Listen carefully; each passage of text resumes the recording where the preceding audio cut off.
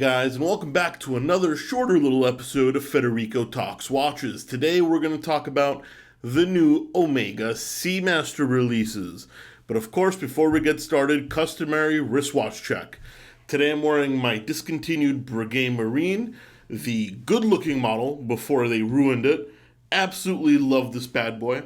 And also, some pretty interesting watches just landed at delraywatch.com.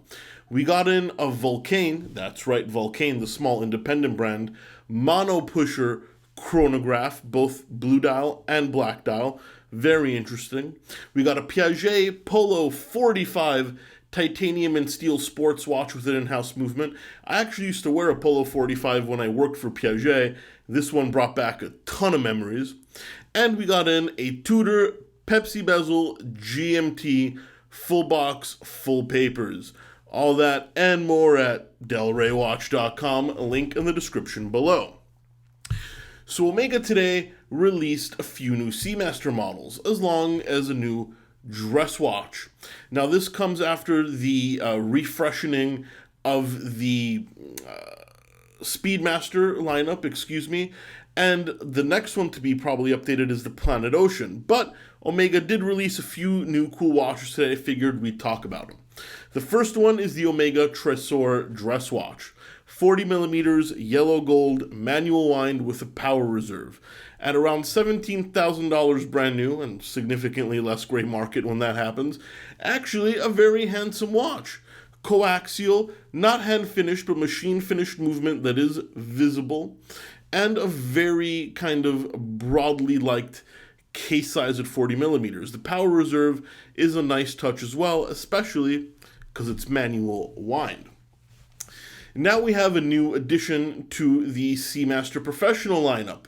Black ceramic, a black ceramic case with black lume and black hands. Kind of like a phantom look.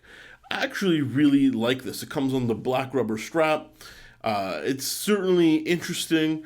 It is a part of the Seamaster 300 I could see them kind of making, especially with the Omega Dark Side of the Moon Speedmaster. This edition makes a lot of sense, and aesthetically, I think they did a great job. Now we have the new Seamaster 300s, the vintage-inspired Seamasters, and there's some pretty interesting changes here. We've got kind of the same case shape, but we have a sandwich dial. That is a very Panerai-esque way to construct a case with a plate with cutouts on top of like another base plate. Gives a very nice three-dimensional look to the dial with the faux Tina, which I think is actually pretty interesting. No date on this one, which also makes it very clean.